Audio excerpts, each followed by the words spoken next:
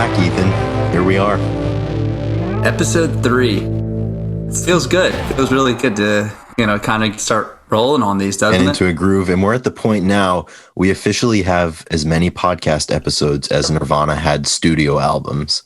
So I like that. In another, I like that. In another 9 or 10 episodes, we'll have as many episodes as Pearl Jam has had drummers, but that's a topic for another day. Let's every episode, let's start out. Let's tag the episode number with a number in the music world. I like that. I think that's a fantastic idea. Hopefully we never get to 1979 by Smashing Pumpkins. If we get there, you guys are going to have to hold us to this. If we get to 1,979 episodes, that is going to be the last episode. You imagine 2,000 weeks? I don't even know how much time that is. I mean, if we did one a day, that would be 5 years. Yeah.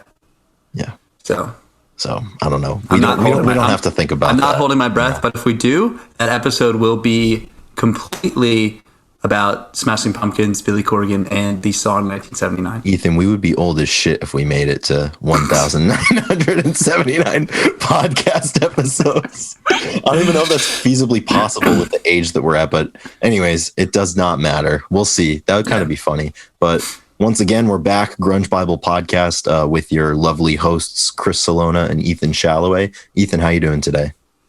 I'm doing good. I'm doing really good. It's a nice morning, and I'm ready to talk about music. Always. That's what we love talking about. But it's going to be a little different today because we're going to talk about something that we kind of put into place about 2 years ago, would you say, Chris? 2 years ago. I think 2 years ago this month. Yeah, that makes sense. And it's something that at first was kind of it wasn't a joke, but it was used as a relief valve for some of the pressures we had to post certain things. And as you guys know, it's turned into a lot more, and it's turned into basically a mantra for us that sometimes we don't want to post grunge. So we don't, and we post other stuff, and people get very upset. I mean, one of our top comments on everything is not grunge. People will just respond, not grunge. And this is not grunge. This is not grunge. So now, if you see, Chris will always post, and the first thing he says, he'll be like, this is not grunge. And then he'll proceed to post whatever he wants to post. And then people still in the comments will be like, hey, I didn't know if you noticed this, but this is not grunge. It's one of those things that obviously we've been running this page. We just celebrated our 5-year anniversary on Monday, birthday, a couple days ago. Happy birthday. Happy birthday. We made it. 5 years of Grunge Bible. So in 5 years, that ties in perfectly. In 5 years of running a page about a genre, eventually you're going to want to, go a little outside of the genre. You get a little tired of stuff. If they're not, and with bands that aren't necessarily producing new music, there is a finite amount of film and like pictures from the era. So not that we've really, scraped the all of the stuff that we're not super what we mean into the archives. We'll pull our occasional deep cut, but one of my favorite things, Ethan, and I think you know where I'm going with this, is every so often, maybe every 2 or 3 weeks, we'll get a direct message or a comment, and someone will say, "Hey, can you check to see if you can find any insert whatever really obscure thing ever?" As if I think sometimes people think that we have access to some certain clandestine and secret archive of music footage, but we don't. Yeah, we've been accused of working for all of the big bands. They think that we work for them and have access to the old footage, which absolutely is flattering, but it's very flattering. And then also, going off of that, sometimes it doesn't happen as often anymore, but in the beginning, for some reason, it used to happen a lot. I think when we were posting pretty much strictly the big 4 grunge bands, people would always comment and be like, hey, you guys need to come to El Salvador, or you need to come to India. I was like, yes. I would love to, but you're going to be very disappointed if the two of us show up and not Pearl Jam. I mean, we could cover Daughter or something. Yeah, it's I don't know if we'll fill a stadium necessarily, or any venue for that matter. But yeah, it's funny, all of those things. But I think the most common rebuttal to anything we post is, this is not grunge. And it's kind of become a thing at the beginning. You know, we adhered pretty strictly to what society would portray grunge to be, because as we know, there is only one grunge band and it's Mudhoney. So pretty much 97% of what we post is not grunge.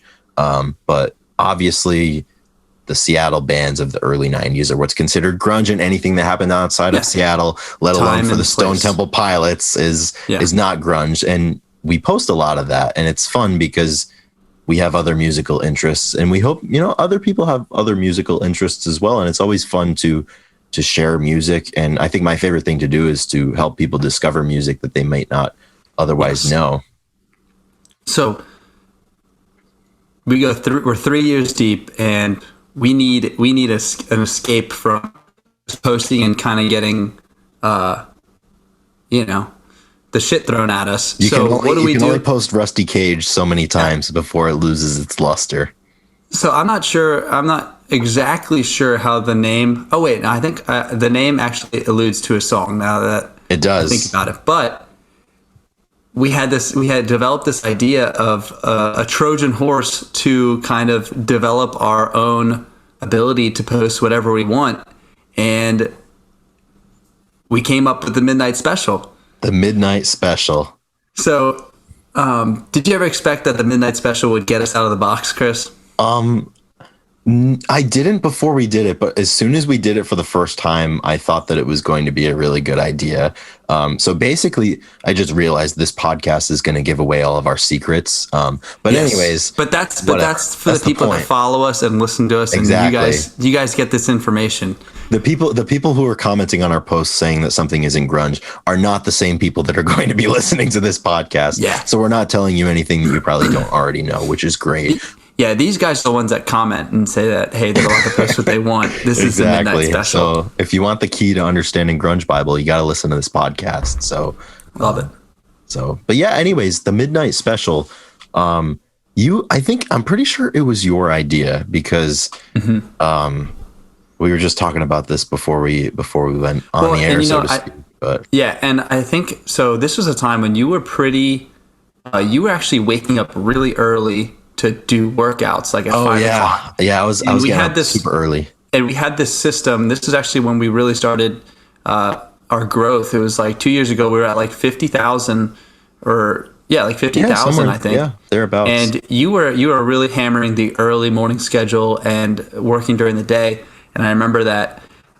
So you would post obviously every morning, and I remember I would take like the afternoon / like nightly posts. And, And like obviously earlier during the day, like those are when our best times are. And I think at night we're like, you can get away with a little bit more because it may not go through.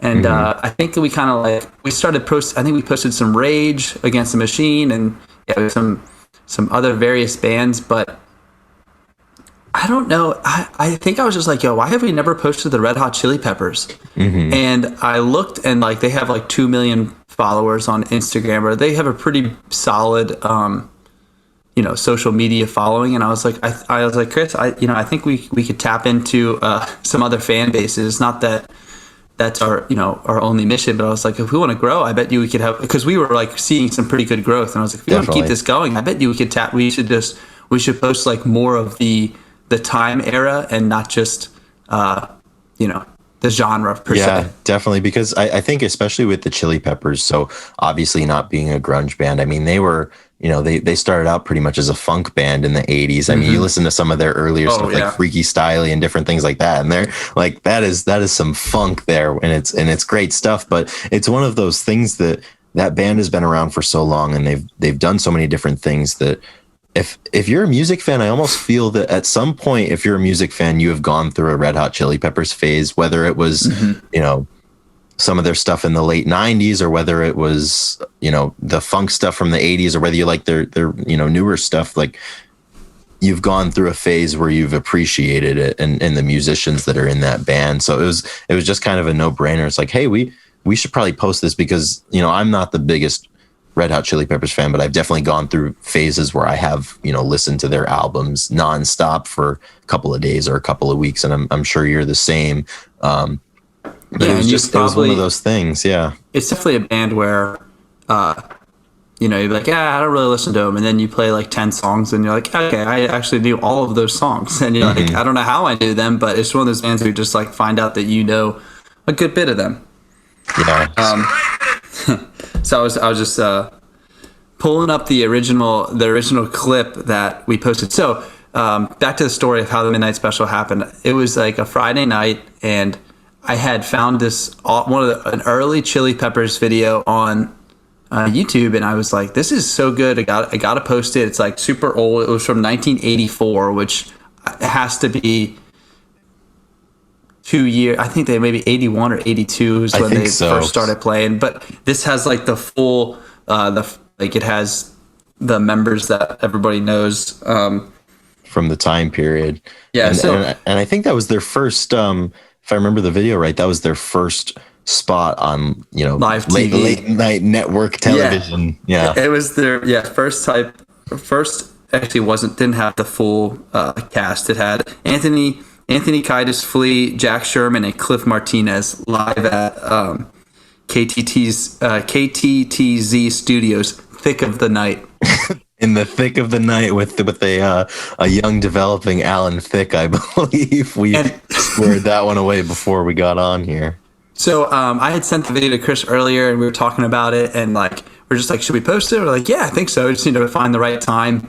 And that night I was out with my friends in Lexington, and had a few beers and had a few drinks, and the night's going on, and we were at a live music venue, and somebody was playing something, and I don't know if Chris texted me something, but I was on my phone, and like midnight had just struck, and I was like, man, I don't remember exactly what was going through my head, but I was like, the Midnight Special is here, and I was like, oh my gosh, I was like, Chris, I'm gonna post the Chili Peppers, and you're like, do it, and I'm just like, I think I have an idea, and I was like, the train's rolling in, I was like, oh yeah.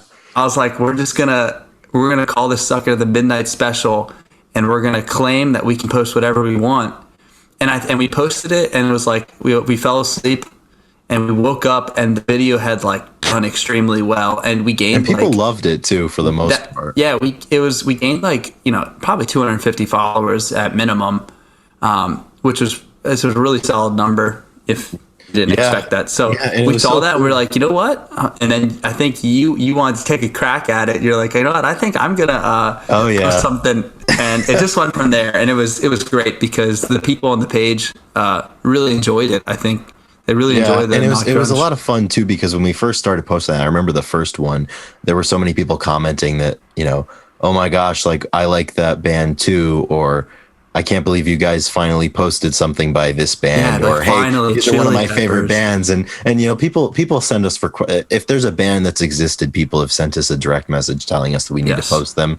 Certainly with the Chili Peppers, they had been going on for a while in terms of the requests, but it was one of those things that it was really cool just to see people. There were kind of two strains. It was like, hey, I'm a big fan of this band. It's super cool to see them on this page, or hey, I had never heard of this band, and now I want to get into them. And the name was so great, Midnight Special, and in reference to the old time blues song that was made popular by Creedence Clearwater Revival in the 60s. Yeah. And it's just, Ethan, once again, it was just another one of your good ideas that they always seem to come out of nowhere. They came from Tin Roof in Lexington in the middle of the night, which Shout out.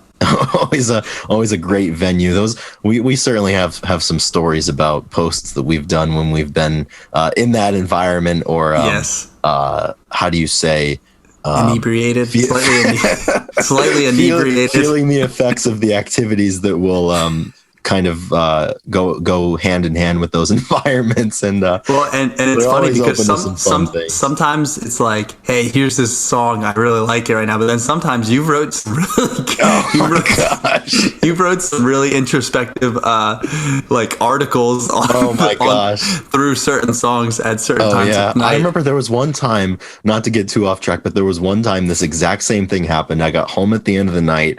I was not feeling my the most spry, obviously, and for some reason I don't know why, but for some reason, Soundgarden's Bad Motorfinger album was prevalent in my mind at the time. I literally, I wrote a song by song breakdown of it while I was not sober at probably 2:30 or 3 o'clock in the morning. I pressed send, and then I remember you texted me the next day, and you were like, "Hey man, are you okay?" I was like, "Yeah, I'm good." I was just affected by by Soundgarden, I guess. But it's always funny. We've had some good as everybody does. You have some good ideas when you're in that mindset, and then you also have some bad ideas. Yeah. And I think that is one thing that we're going to enjoy out of this podcast. So me and Chris, we talk daily, and we definitely we'll have phone call conversations, and we'll bounce ideas, and we'll be like, wow, that would have been a good episode, and or for a podcast. And I think this is going to be fun because we're going to be able to kind of retrack some of the ideas and some of the ways that this page has grown. And the Midnight Special was crucial. I remember for a while I was keeping track of all the how many followers each post got, so we can kind of tune into what I just wanted to see what genres and bands did really well. And I mean, Rage Against the Machine, Red Hot Chili Peppers, they were always killers. If we ever needed a boost. You go to the well, it's similar to posting Pink Pop, for example, for any of the bigger grunge bands. But it was really cool too, because not only sure, we were gaining followers and everything, but behind that number, it was really cool just to see how many people would come across the page and they would like what we were doing or like the music. And I think people have developed friendships with people even just through the Instagram comments. They'll post about a band, and how often is it someone will post something like, "Hey, I like this band, I just heard them here, but I don't really know much about them. Can someone suggest where to go next?" And people always chime in. Yeah, it's really great. I've gotten requests, and people are like, "Hey, you should listen to this band." I'm like, "All right, where do I start?" And they're like, "I'll listen to this song." And I'm like, "Okay." So then I'll post it. I was like, honestly, guys, never listened to Primus. Where do I start? Yeah, and it's funny too because obviously, Primus is at the pinnacle of anything really, but that's pretty much how I got into them and Tool. Oh my god, there are no casual fans of Tool on this planet. They don't exist. Like what we were saying with the Chili Peppers.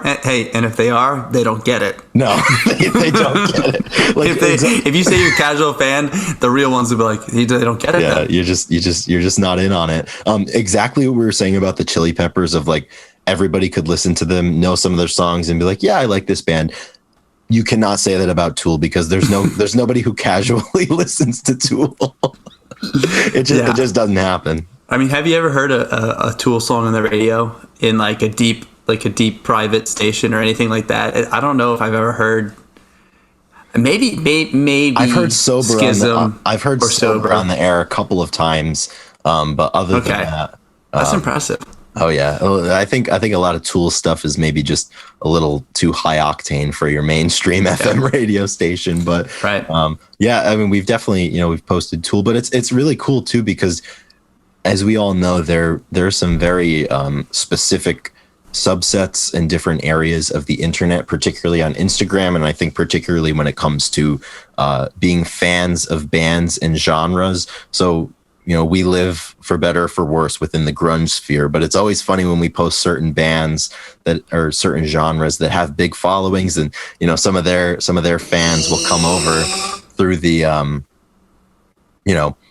through the internet, through the Midnight Special to our page, and it's always funny to see those interactions. But the Midnight Special, it basically just evolved into, okay, at midnight we have one chance to post anything that we want, and it's slowly devolved or evolved, depending on your perspective, into, all right, man, this is not grunge, it's not midnight, but I'm posting this, and I've enjoyed it.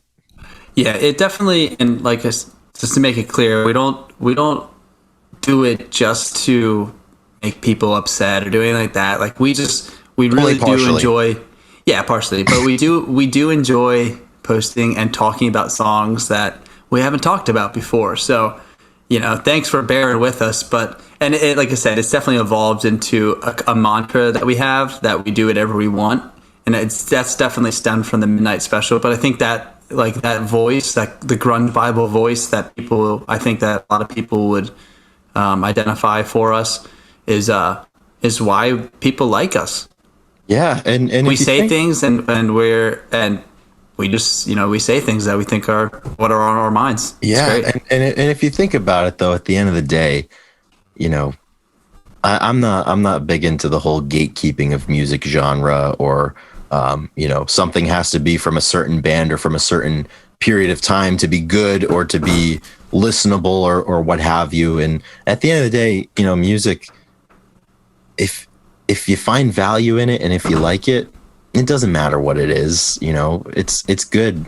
It's so subjective. Music is so subjective, and I'll always say I don't think that there's a such thing as bad music, because if somebody out there likes it, then it's good for them, and that, at the end of the day, that's all that matters. So it's been fun to kind of venture into that sphere a little bit, in the sense that we've certainly posted some things that are a little out there, and some things that are a little closer to the mean a little bit. But do you have any favorite midnight specials that you've done?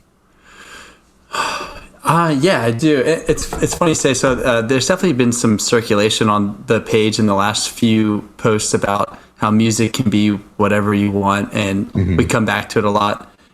So I think that's I think it come back to all the stuff we've talked about. But all right, favorite midnight special.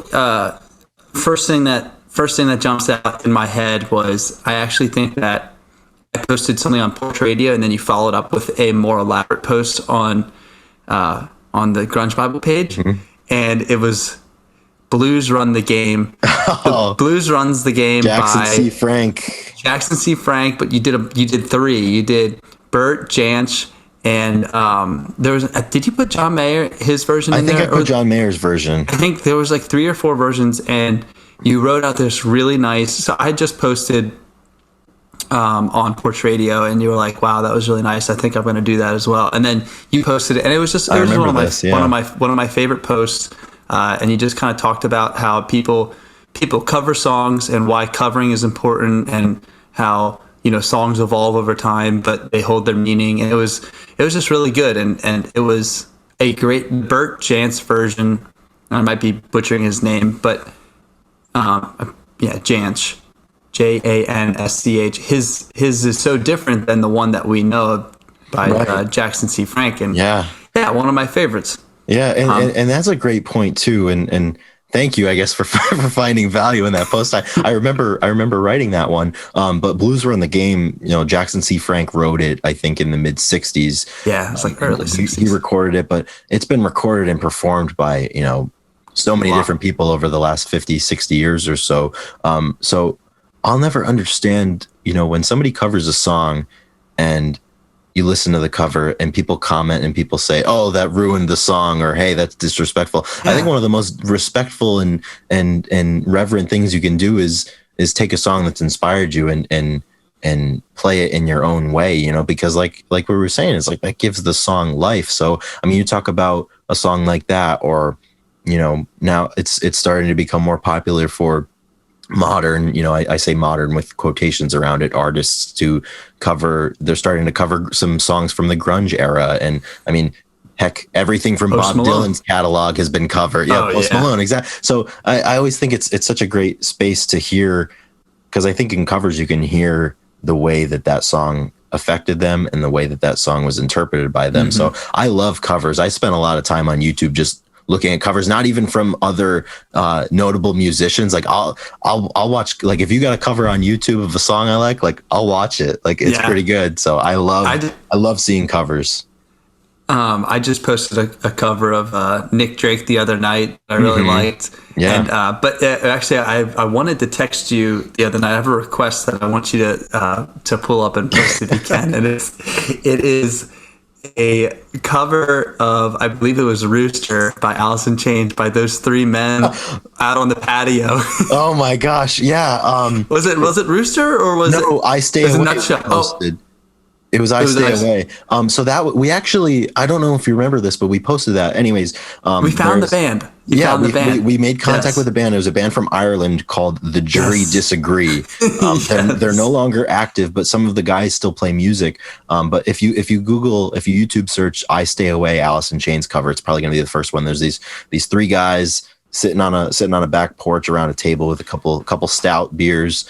Oh yeah. And it sounds great. So yeah, but I mean, covers like that, I mean, how can you can't beat that stuff because for example, I Stay Away, like Lane Staley's never going to sing that song again, obviously, and Alice in Chains is never going to play that song with Lane Staley ever again. So covers and performances and interpretations are, one, they're tributes, but two, it's a way to breathe new life into the song. So that's why, you'll never hear me scoff at a cover. I love listening to them. So, and certainly, we have people that direct message us their covers of certain songs, and it's always fun to listen to and see what's going on. But in terms of my favorite midnight special, this works out nicely because one of your favorites was one that I did. One of my favorites, unequivocally, is one that you did, and it's a fairly consistent midnight special. I think we've done it, 4 or 5 times, which is often given the nature of it. But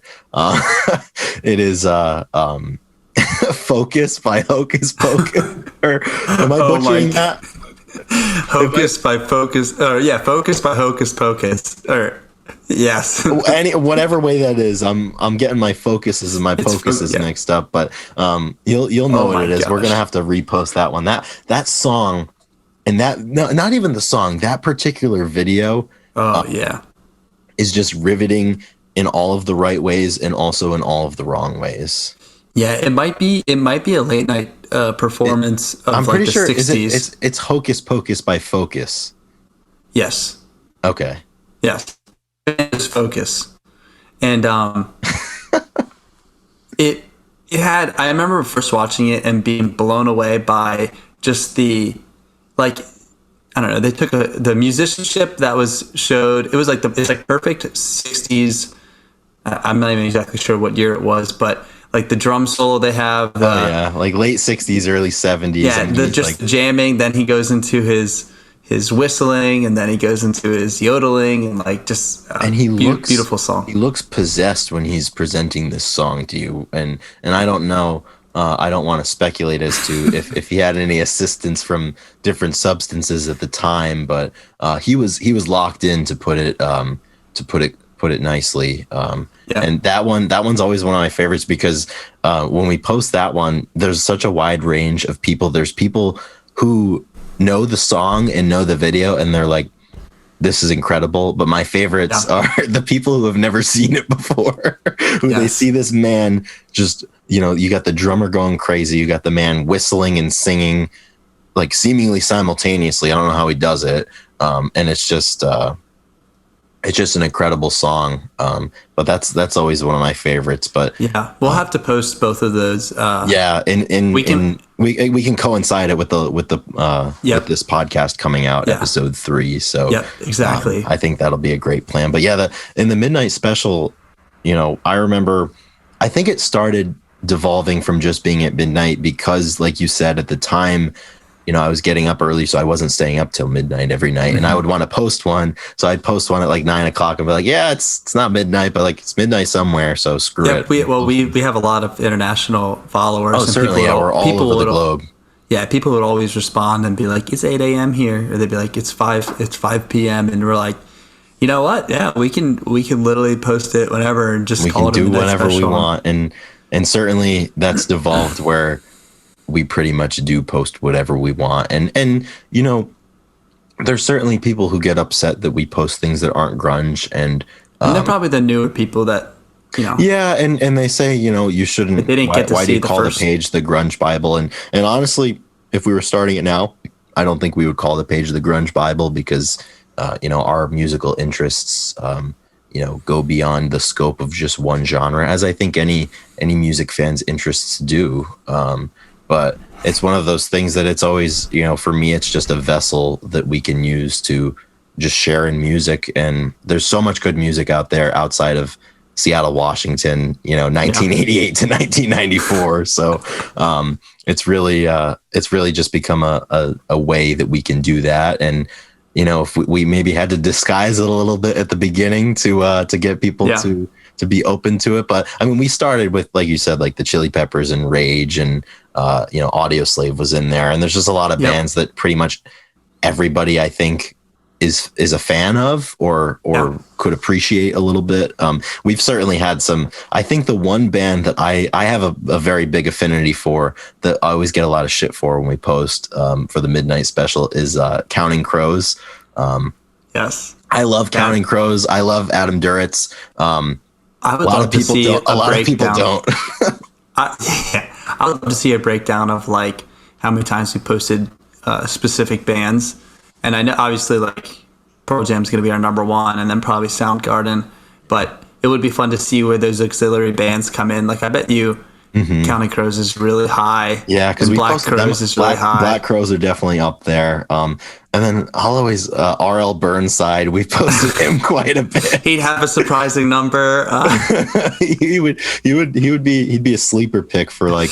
Phoebe Bridgers would now be probably up Phoebe there. Bridgers, Julian Baker, they're definitely up there. Yeah. Get a little soccer mommy in there, but yeah, man, it's just I don't know. I think that's the fun part about it. And Guns N' Roses would have no Guns N' Roses would have precisely one. No, they do have one. I think they do. I know we have one, and I hate Guns N' Roses, so it pained me to post it. Guns N' Roses, and it didn't do well. We should have just deleted it. No, never do. But it we again. don't delete. We don't delete. No, only when we have to. But so yeah, I think a good way to I was gonna actually kind of wrap it up, and absolutely. I wanted to do one thing. I wanted to kind of put in there. I was going to say, let's do a song of the week. Let's do a recommendation from both of us, and then I also have some. I just have some random picks for that I want you to say something to. We could save it, but I kind of want to do it. It's pretty fun. Screw it. We got to do it. Yeah. So you want to do? Let's do that first, and then we'll do. Then we'll do song of the week later. All right. So I guess we'll just start off pretty simple, and I'll say like Creed or Nickelback. And then I have to choose. Yeah, you whichever one you think of first. You just got to respond. Is that the first question? That's the first one. Creed or Nickelback. I'm taking my bags and I'm going over to the Creed side. There, I said it. Nirvana, Soundgarden. Soundgarden. Yep. Pearl Jam, AIC. Pearl Jam. STP, Smashing Pumpkins. I'm gonna go with the Stone Temple Pilots. Okay. I'm thinking that I'm on the fence about that one a little bit though. I don't know. Okay. Mad Season, Temple of the Dog. I don't like this question. Yeah. I really don't, but I'm going to knee-jerk reaction, although it's not knee-jerk since it's like 20 seconds ago, but Mad Season. All right. Mudhoney or any Mudhoney. other band. I don't even need to hear what else you were gonna say. All right. Saturday Night Live or Letterman? Letterman. Okay. Black Crows or Counting Crows? I cannot answer this one, Ethan. You know that. I can't answer it. It depends. Right. If I'm, I'll put a disclaimer in. If I'm sad, there's not a band in the world other than Counting Crows. But in any other mood or demeanor, it's got to be the Black Crows. Dave Grohl from Nirvana or Dave Grohl from Foo Fighters? Nirvana Grohl. Nirvana Grohl, nice. I just like Dave Grohl as a drummer. Minnesota or California? I'm definitely looking and feeling Minnesota right now. It's the dead of winter. Yeah. I'm feeling terrible. Aberystwyth or Cameron? I'm picking Matt Cameron. Everybody shits on Matt Cameron as a Pearl Jam drummer, and Cameron kills it. I won't stand for the Matt Cameron slander when it comes to Pearl Jam drummers. We've been to I won't two stand shows for it. We've been to two shows together, which this is my next question actually. Well, Wrigley or Fenway for a concert? It's got to be Fenway since that was the first one, and they opened with Release. And quick side note, Matt Cameron, I mean the whole band obviously, but I was really blown away by Cameron and McCready at those shows. Obviously all of them. These guys have been playing music together for 20 years, and they've been playing music for some of them 45, 50 years of their lives. And I think that's something that you forget a lot of times is just how professional of musicians they are. And I think that was the one thing we walked out of that show and we're like, wow, the musicianship of these guys is off the charts. And I think a lot of times we think about the songs and we think about the albums and you think about the lead singer all the time because that's who you're hearing in terms of, communication, vocal communication. But I mean, these guys are absolute masters of their craft. I mean, anything you do for 30, 40, 50 years, you're going to get good at it. And these guys are at the pinnacle. I mean, anybody, you could say that the same for, damn near anybody who's still around from that scene. I mean, all of the surviving Soundgarden guys, like the ability that they have to play music and to play their instruments, and some of them to play multiple instruments is amazing. And I remember we were walking out that night and we're like, wow, that was amazing. Not even just so much, obviously the band as a whole, but just the individual musicians and their ability to just play. Yeah. Definitely. There's like, when you go to a concert, I want like I want one of two things, and one's like a crazy crowd experience, or two, like I want to be able to just like soak in the musicianship. And like, we see a lot of videos of the early stuff where they're just crazy, but now they're just, it don't happen like that anymore at Pearl Jam shows. Yeah, they just deliver like beautiful, beautiful concert. Yeah, absolutely. Okay, so a few more. And I'll save some because I think we can do this more often. But, absolutely. King Buzzo or Mark Arm? I have to go Mark Arm, but it pains me because I love me some Buzz Osborne. Flea or Les Claypool? Les Claypool to the moon. To the moon. Greatest bassist to ever exist. All right. 6 feet from the edge. Too far or ain't so far down? I don't think it's so far down. I think he was right. Maybe it wasn't. All right. Do you want to feel the pain of everyone or feel nothing? Right. Lately, I want to feel nothing. That's when you verbalize that sounds a lot more harsh than it did in my head. Maybe I want to feel the pain of everyone instead. Yeah. Yeah, we'll do that. It's a tough question. And then coffee black or eggs white? I'm picking my coffee black. Eggs white tomorrow. Two more. If you could go high, where would you go? Where there's golden streets or blind men can see? I would love to go where the blind men can see. They haven't seen for far too long. Amazing. And then last question, I guess, if you were to hire a commencement speaker for high school, it's not speaker, but speaker, yeah. Would you pick? Well, I actually have two. First one a little more off the wall, but Maynard, James Keenan, MJK, or Flea. I'm picking Maynard for the sole reason that when you watch him perform, particularly in the early 90s and mid 90s, the way he just like picks out a couple of people in the front crowd and just stares through their soul, I think that would be amazing. So like, if you're sitting at a high school graduation, you got the valedictorian sitting in the front row with the principal, and Maynard James Keenan is just staring through your soul. I think that would be worth it just to give them that trauma. And I think I was just thinking about this now. I've watched a video of Flea explaining how he plays the bass, and I don't even know if he can explain that. So I don't know what his speech would be like. I don't know. Both of them would be some high school in the world needs to make that a reality for both of them, just so we can have answers.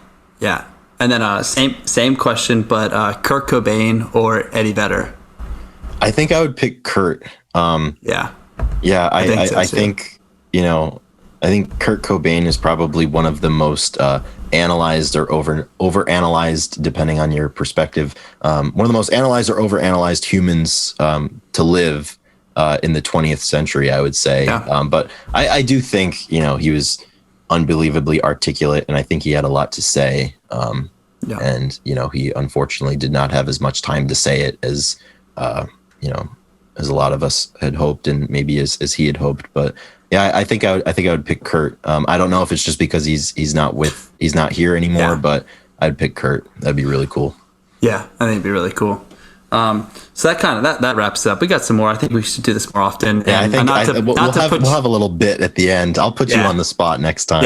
Yeah. So not to put you on the spot and feel like you're picking one or the other, but because we don't like to give out our opinions too much. Well, we used to. Yeah. But I thought it would be fun and threw in a little fun stuff. So absolutely. All right, last little bit here. Song of the week, Ethan. What have you been listening to lately that's been lighting your world on fire? Well, I went through a little stage like a week and a half ago or 2 weeks ago, and it's the song Chinatown. It's by Bleachers with Bruce Springsteen. Bruce Springsteen is featured in it. Yeah, and I wanted to ask you. I wanted to ask you if you had heard it because you're a big Bruce guy. So yeah, I'm a big Bruce guy. I have heard it. Yeah, I've listened to it a few times. I mean, Bleachers, they're a pretty good band. My brother saw them live and had a different review on them. So I hadn't really listened to a lot of their new stuff, but that song came out and I listened to it, and it was just a really feel good song, and I thought it was great, and I was excited to play it like in the morning and kind of get me going. So Chinatown by Bleachers featuring Bruce Springsteen. They do a great job together. That's great. Yeah, I remember. I think they came out with that in October or November of 2020, so not too long ago. I remember seeing that it happened. And I was like, oh, that's interesting for Bruce to collaborate with them. But I think they're from New Jersey. I like the song though. It kind of served as a springboard for me to kind of get into Bleachers a little bit more, because that's a little outside of what I normally listen to. But I think this past year I've gone outside of like what I would normally listen to the most that I ever have. And yeah, that was definitely a really, really good song, and I enjoyed it. And it was always cool just to hear Bruce come through randomly in a song that you would not expect him to come through on. Because that's obviously not his genre, but he's Bruce. He can do whatever the hell he wants. So yeah. How about you? What have you been listening to, or what song do the people need to hear? Song of the week. And Wood? No, I'm just kidding. Yeah. Have you ever heard this song, Into the Flood Again, by some Allison band, I think? Yeah, check that one out. Yeah, maybe something like that. Song of the week for me. I'm very much anticipating a new album from a musician named Julian Baker. We just referenced her earlier in the podcast, but I'm a big Julian Baker fan. I think she's incredible.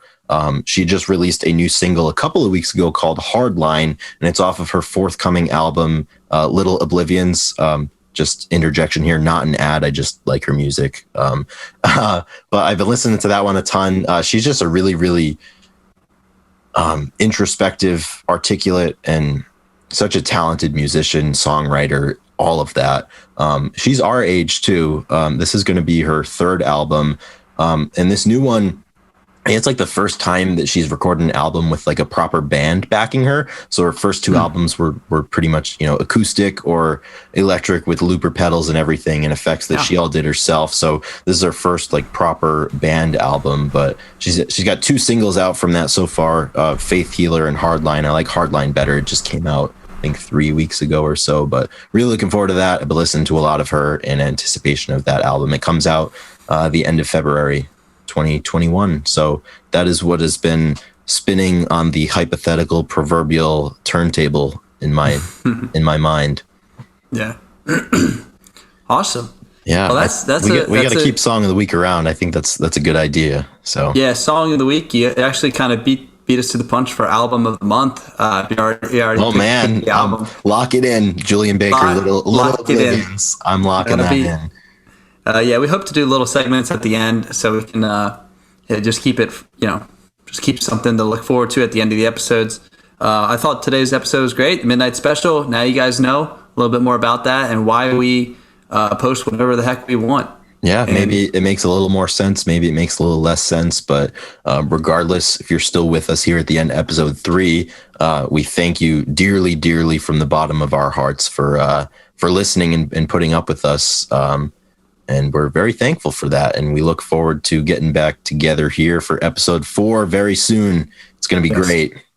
We'll make a point to post those 2 Midnight Specials, repost them back, and we'll shout out this podcast. If you guys want to support us, just look for it. You'll find it. And we're going to keep doing this 5 more years, Chris. 5 more years, or until we reach 1,979 episodes.